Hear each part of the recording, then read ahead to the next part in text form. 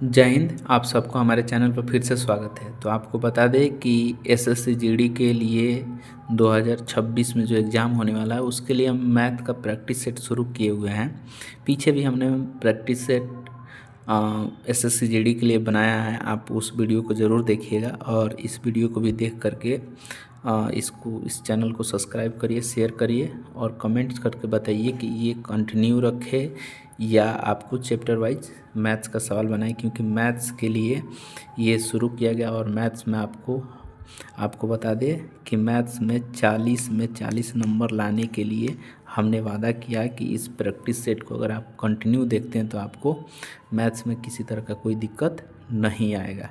देखिए सवाल जो है कह रहा कि एक व्यापारी एक वस्तु को 20% लाभ पर बेचता है। यदि वह इसे क्रय मूल्य के आधे दाम पर खरीदता है और इसे पहले वाले विक्रय मूल्य पर ही बेचता है तो लाभ प्रतिशत क्या होगा। पहले आप सवाल को देखेंगे, उसके बाद इसको अपने से बनाएंगे, नहीं आएगा तब हल देखेंगे। देखिए यहाँ पे क्या है, मान लेते हैं कि 100 रुपये का कोई वस्तु है, 20% लाभ पर अगर बेचा जाएगा तो 120 में बेचा जाएगा। ठीक है, 120 20% लाभ पे बेचता है तो 120 में बेचाएगा। यदि वह इसे क्रय मूल्य के आधे दाम पे खरीदता है, क्रय मूल्य के आधे दाम पे खरीदने का मतलब कि 50 में खरीदता है, ठीक है, और उसको उसी मूल्य पे खरीदता है और इसे पहले वाले विक्रय मूल्य पे यानी 120 पे ही बेच देता है, तब उसको कितने का लाभ होगा बताना है। तो देखिए मान लीजिए कि 50 का सामान 120 में बेचा जा रहा है तो कितना का लाभ होगा, 70 का लाभ होगा। किस पे होगा, 50 पे होगा, यानी कि 70 का लाभ होगा 50 पे।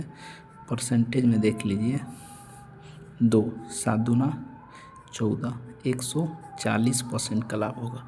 कितना का लाभ होगा, 140%। ऑप्शन आपका क्या हो जाएगा, option C is right answer होगा। ठीक है, चलिए अगला सवाल पे हम बढ़ते हैं। अगला सवाल जो मेरा है दूसरा, देखिए दूसरा सवाल कह रहा है कि एक व्यक्ति ने वस्तु ए और बी को कुल 2312 रुपये में खरीदा। उसने ए को 16% की हानि पर और बी को 20% के लाभ पर बेचा। ए और बी का विक्रय मूल्य बराबर है। ए और बी के क्रय मूल्यों का अंतर हमको बताना है।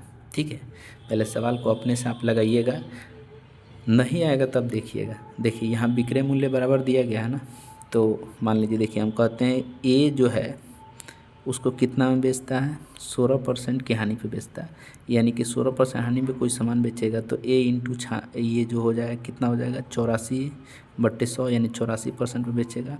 विक्रय मूल्य समान है तो बी इंटू कितना परसेंट पे उसको बेचता है, 20% लाभ, तो 120 बट्टे कितना हो जाएगा, 100।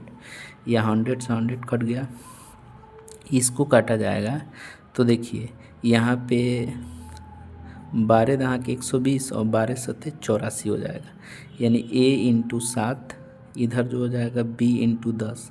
तो a और b का जो रेशियो मिलेगा हमको वो कितना, 10 और 7 का मिलेगा। तो ये हो गया हमारा क्या, क्रय मूल्य का रेशियो हो गया। तो यहाँ देखिए ये जो है 10 और 7 17 रेशियो बराबर कितना दिया गया, 2312 रुपये दिया गया। ठीक है, तो यानी कि एक रेशियो का मान अगर निकालते हैं तो 2312 में हमको कितना, 17 से भाग दे देना है। ठीक है, तो अब इसको जब भाग देंगे हम तो देख लीजिए 2312 में हम 17 से भाग देंगे तो 17 एकम 17 हो जाएगा और यहाँ 6 यानी ये 61 बचेगा और 17 तियाँ 51 हो जाएगा, 51 यानी 0 1 2, 17 छक 102, यानी कि एक रेशियो का मान आपके पास कितना आ जाएगा, 136।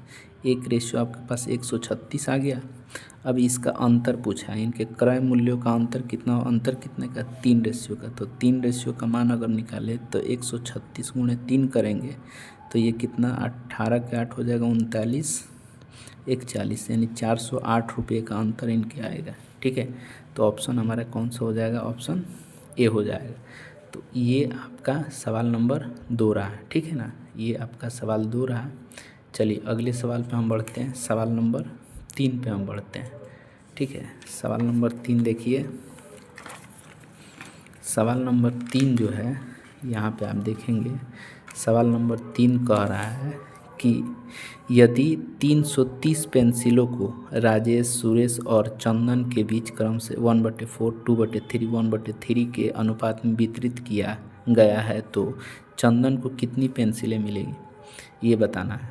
तो देखिए 330 पेंसिल को इतने का अनुपात में बांटा गया, ठीक है ना, 3 लोगों में, तो 1/4 अनुपात 2/3 अनुपात 1/3 में बांटा गया।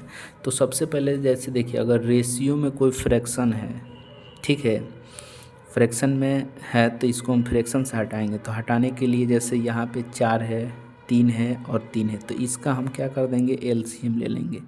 तो इसका जैसे 4, 3 का एलसीएम हमारे पास 12 हो जाएगा। इस 12 से सब में गुणा कर देंगे तो 1/4 इंटू 12, ठीक है, 2/3 इंटू 12, यहाँ जो है 1/3 इंटू 12 हो जाएगा। ये कटेगा 3 होगा, यहाँ कटेगा 4 होगा, यहाँ कटेगा 4 होगा।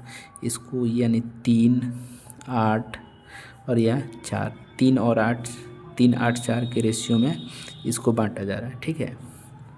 अब देखिए 8, 3, 11, 11, 4, 15 रेशियो बराबर हमारे पास कितना है, 330 है।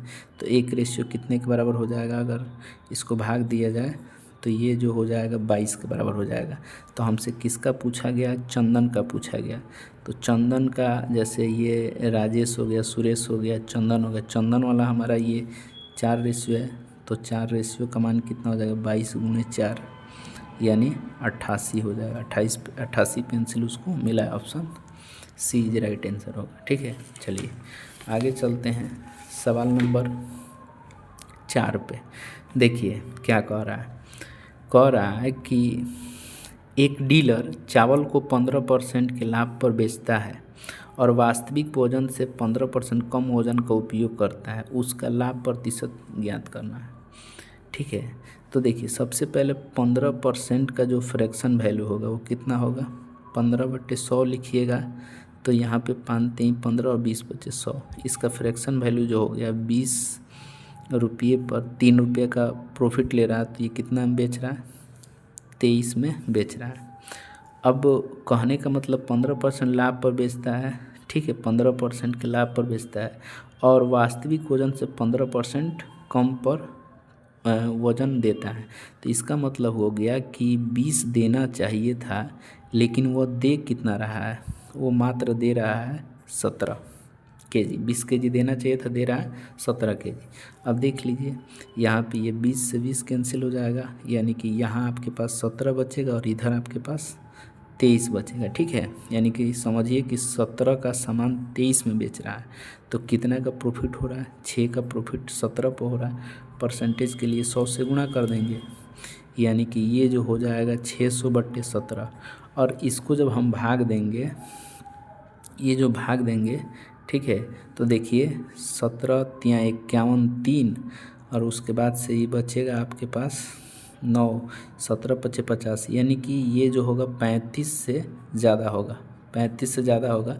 तो ऑप्शंस के एक तरफ नज़र देखेंगे तो ऑप्शन आप देखेंगे तो सी ही जो है 35 से अधिक है, दूसरा बाकी जो है इसके आसपास ऑप्शंस नहीं है, तो ऑप्शन हमारा सी हो जाएगा। यहाँ तक बना करके हम इसको छोड़ देंगे, ठीक है। ये हमारा नंबर 4था सवाल रहा है, ठीक है। आगे हम देखेंगे 5वां सवाल हमारा जो है वो देख लीजिए, सवाल नंबर 5 देखिए। ये जो है 5वां सवाल मेरा जो है क्या है, देखिए कह रहा है कि यदि 5%, 20% और P% की क्रमिक छूटें 31.6% की एकल छूट के बराबर है तो P का मान क्या होगा, ठीक है। देखिए मान लीजिए कि 100 रुपये का कोई सामान है, 5% छूट पे दीजिएगा कितना में, 95 में, 10% छूट यानी 90 में दीजिएगा। P% छूट का मतलब 100 - P/100 होगा, ठीक है, बराबर ये एकल छूट कितने के बराबर हो रहा है, 31.6% के बराबर हो रहा है।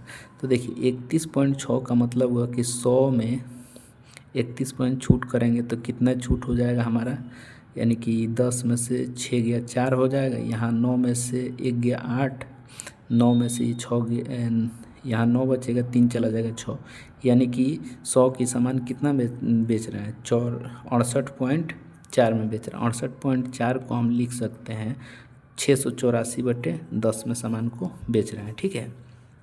अब देखिए ये 100 से 100 कट गया, यहाँ 1 0 से 1 0 कटेगा, 1 0 से 1 0 ये कट जाएगा, इसको काटिए, 19 पचे 95, 20 पचे 100 कट जाएगा, इसको 9 से इसको काटिए, 9 सौ के